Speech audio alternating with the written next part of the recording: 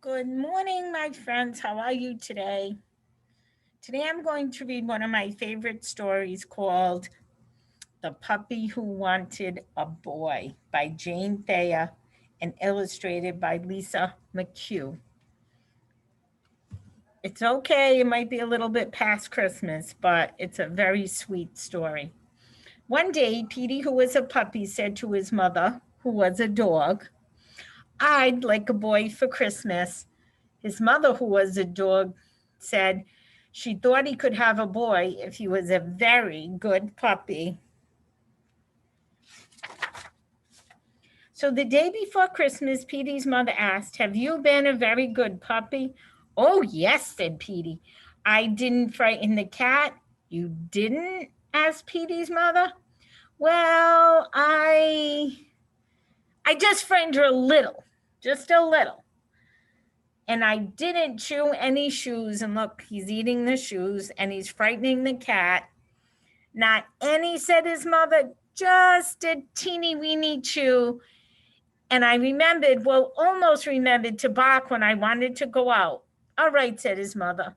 I think you've been good for such a little dog. I will go out and get you a boy for Christmas. Okay, so he frightened the cat, he chewed the shoe, but he did scratch on the door to go out. But when Petey's mother came back, she looked very worried. How would you like a soft white rabbit with pink ears? She said. No, thanks. Don't you want a lovely canary? I'd like a boy, said Petey. How about some guppies? Said Petey's mother.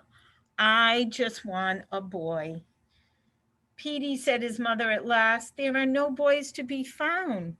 No boys, cried Petey. Not one I could find. They're terribly short of boys this year.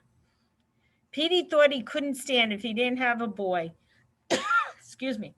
Finally, his mother said, There now, there must be a boy somewhere. Perhaps you could find some dog who would give his boy away. So he didn't want a rabbit. He didn't want a canary. He didn't want fish. So there's three things he didn't want. He just wanted the boy. Do you think I could ask Petey? It wouldn't hurt to try, said his mother. So Petey started off. It wasn't long before he saw a collie racing with the boy on a bike. Petey trembled with joy. Yay, yay. If I had a boy on a bicycle, said Petey to himself, I could run like anything. I'll take a little run right now and I'll ask the collie politely if he'll give his boy away. What do you think will happen? Do you think the collie will give his boy away? Let's see. So Petey leaped after the bicycle. He called out to the collie, Excuse me, do you want to give your boy away? But the collie said no, definitely didn't, in a dreadful tone of voice. Petey sat down. He watched the collie and his boy on a bicycle until they were out of sight. I didn't really want a boy on a bicycle anyway, said Petey. So the collie's not giving his boy away. After a while, he saw an Irish setter playing ball with a boy. Petey was delighted. If I had a boy to play ball with, he said, I'll catch the ball smack in my mouth. Where's your mouth? But we don't do that. Dogs do. But he remembered how cross the collie had been. So he sat down on the sidewalk and called out politely, Excuse me, do you want to give your boy away? But the setter said no, definitely didn't, in a terrifying tone of voice. Oh, well, said Petey, trotting off. I don't think playing ball is much fun. So that's two dogs that said no. Soon Petey came to a building, sitting in a car with a boy. Soon Petey came to a Soon Petey came to a bulldog sitting in a car with the boy. Petey was pleased, for he was getting a little tired from so much walking.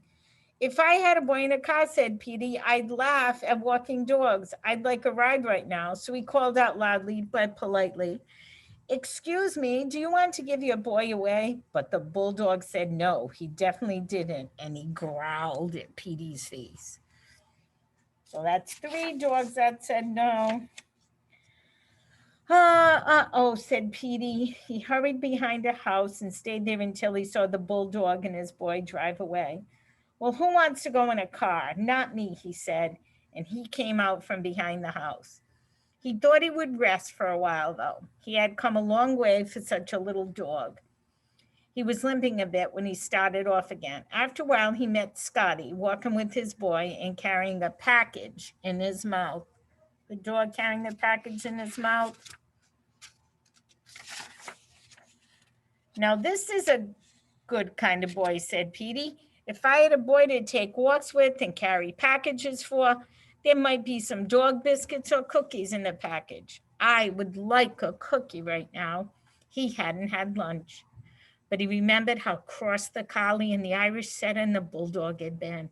So he stayed across the street and shouted at the top of his lungs.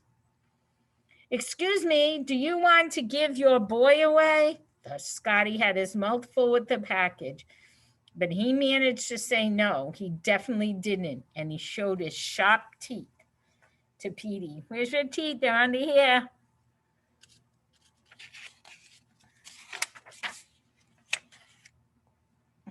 Look at that, home for boys. I guess that wasn't the kind of boy I wanted either. But my goodness, where can I find a boy? Petey trotted on, but he couldn't find a single dog who would give his boy away. Petey's ears began to droop. His tail grew limp. His legs were very tired. My mom was right. There isn't a boy to be found. Just as it was getting dark, he came to a large building on the edge of town. Peter was walking by slowly when he saw a sign, Home for Boys. Home for Boys. Maybe I could find a boy here, said Petey to himself. These boys have no parents, no dog to take care of them either. He padded slowly up the walk of the home. He was so tired he could hardly lift his little paws. Then he stopped, he listened, he could hear music. He looked through the windows, he saw a tree and children singing carols. Do you think that would be a fun place for a dog to live? Then Petey saw something else. On the front steps, all by himself, sat a little boy. He was not a very big boy, and he looked lonely. Petey gave a glad little cry. He forgot about being tired. He leaped up and landed in the boy's lap. Sniff, sniff. You sniff with your nose, went Petey's little nose. Wag, went Petey's little tail. He kissed the boy with his warm, wet tongue. How glad the boy was to see Petey. He put both his arms around the little dog and hugged him tight. Just like your parents do to you. They put their arms around you and hug you tight. Then the front door opened and a lady looked up. Why, here you are, Ricky, she said. What is our newest boy doing out here all alone? Come on in and sit near the Christmas tree. Petey sat very still. The boy sat still. The boy looked up to the lady and down at Petey. Petey began to tremble. Would the boy go in and leave him? I'm not alone, said the boy. I've got a puppy. A puppy? The lady came out and looked at Petey in surprise. Can he come too, said the boy. Why, said the lady, you're a nice little dog. Wherever did you come from? Yes, you can bring him in. Come on, puppy, cried the boy. In they scampered, and a crowd of boys was playing around the Christmas tree. They rushed at Petey. They picked him up and petted him. Petey wagged his tail. He wagged his fat little body. He frisked about and licked every one of the boys. Can we keep him, said one. Can we give him supper, said another. Can we fix him a nice warm bed, said a third. We will give him some supper and nice warm bed, said the lady. And tomorrow we will find his mother and see if she'll let him stay. Petey knew his mother would let him stay. She knew how much he wanted a boy. But won't she be surprised, said Petey to himself with a happy little grin, when I tell her I got 50 boys for Christmas. How sweet is that story? All right, my friends, until next time, stay safe, have fun. Bye.